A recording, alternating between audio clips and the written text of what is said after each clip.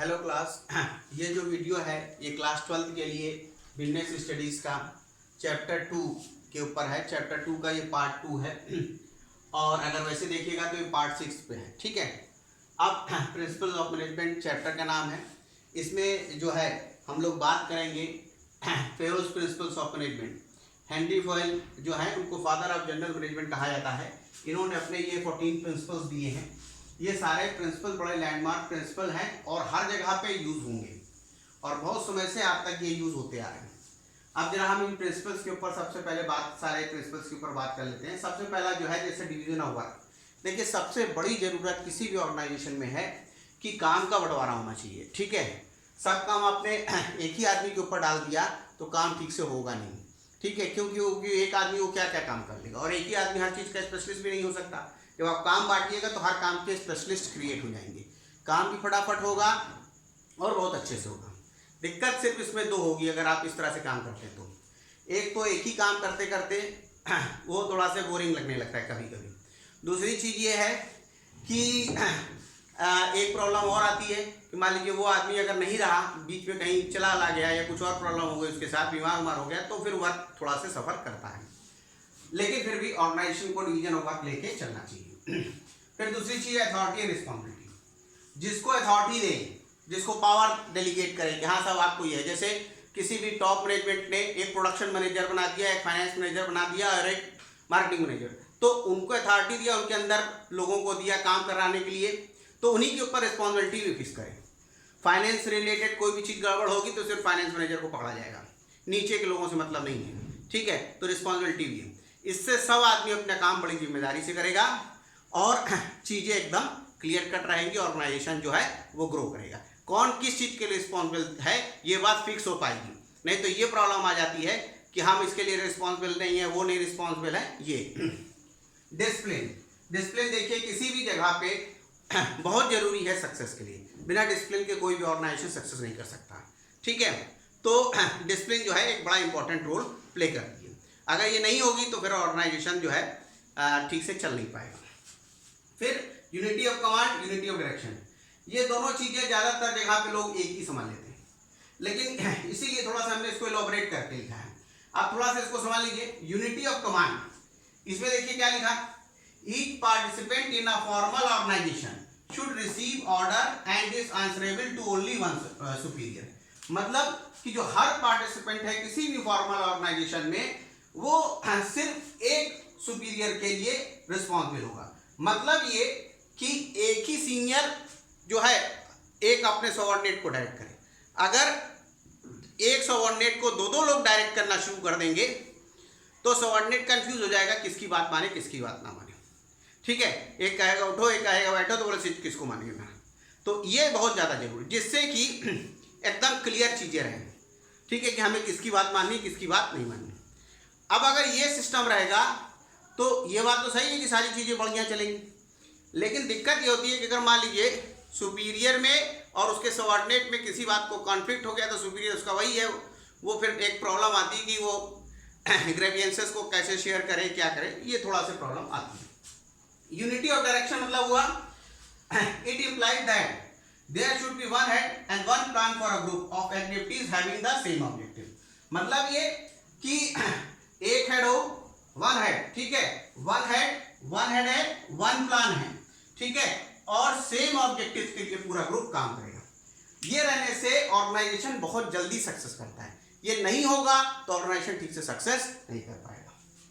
फिर नेक्स्ट है subordination of individual interest to general interest. ये बड़ा इंपॉर्टेंट पॉइंट है आज की डेट में, क्योंकि लोग इसको जल्दी तर फॉलो नहीं करते। ये कहता है कि आप अपने पर्सनल इंटरेस्ट को छोड़ दीजिए और ऑर्गेनाइजेशनल इंटरेस्ट को लेके चलिए।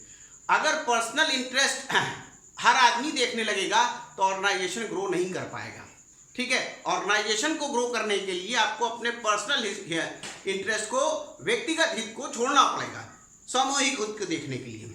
ठीक है, तब चीजें अच्छे ढंग से चलेंगी।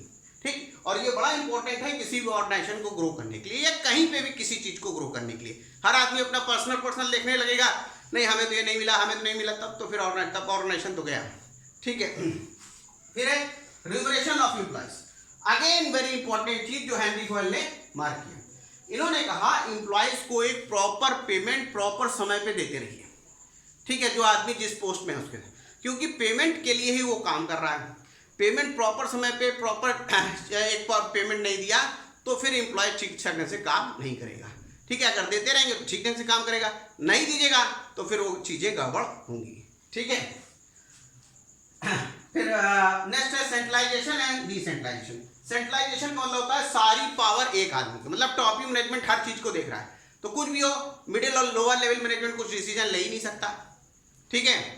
तो हर चीज के लिए टॉप मैनेजमेंट, तो फिर टॉप मैनेजमेंट सारा काम छोड़कर फिर डेली के रूटीन एक्टिविटीज में ही बिजी रहेगा, तो इसलिए। और डिसेंट्रलाइजेशन का मतलब आपने अलग अलग बना दिया, प्रोडक्शन का अलग बना दिया, मार्केटिंग का अलग बना दिया, फाइनेंस का अलग बना दिया। अब ये तो ठीक कर दिया, डिसेंट्रलाइजेशन हो गया, अब अपना अपना देखो सब लोग, लेकिन फिर मेन वाला को सारी चीजें कैसे पता चलेंगी, इसलिए ज्यादातर ऑर्गेनाइजेशन में सेंट्रलाइजेशन और डिसेंट्रलाइजेशन दोनों होता है, ठीक है।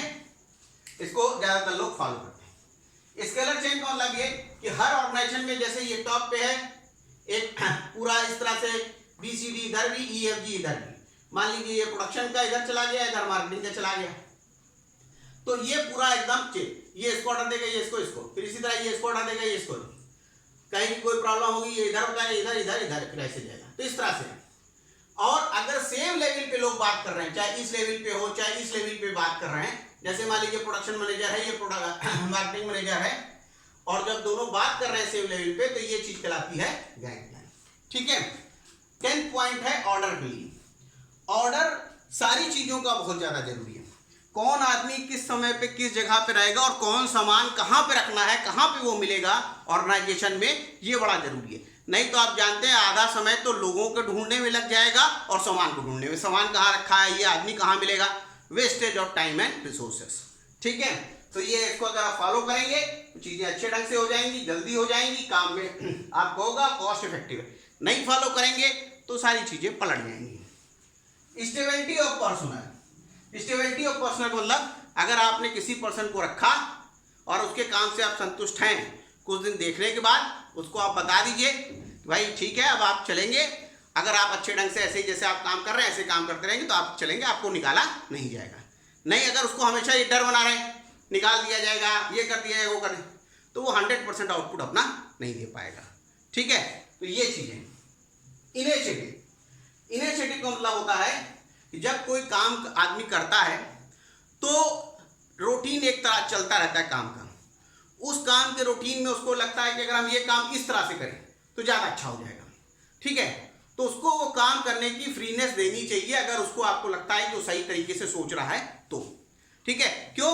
क्योंकि उससे हो सकता है कि कुछ ऐसी चीज़ वो डेवलप कर जाए जो आपके लिए भी, कंसर्न के लिए भी बड़ा अच्छा रहे और एम्प्लॉय का तो वो मोटिवेशन मिल जाता है उसको कि हाँ साहब हमारी बात मानी गई, ठीक है।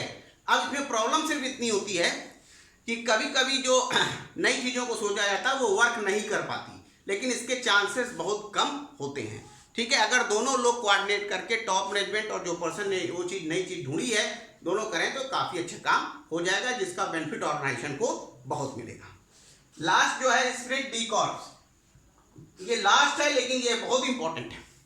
मैनेजमेंट में हमने कहा था यूनिटी इज स्ट्रेंथ, इसका मतलब ये हुआ यूनिटी इज स्ट्रेंथ, पूरा सब लोग मिलकर ऑर्गेनाइजेशन के लिए काम करेंगे तब, अकेले किसी के करने से कोई फर्क नहीं पड़ने वाला, ठीक है। यूनिटी स्ट्रेंथ मैनेजमेंट में भी चलता है, आई कभी नहीं चलता, ठीक है। इसलिए याद रखिएगा, इसको फॉलो करेंगे तो ऑर्गेनाइजेशन ग्रो करेगा वरना नहीं। Okay, thank you.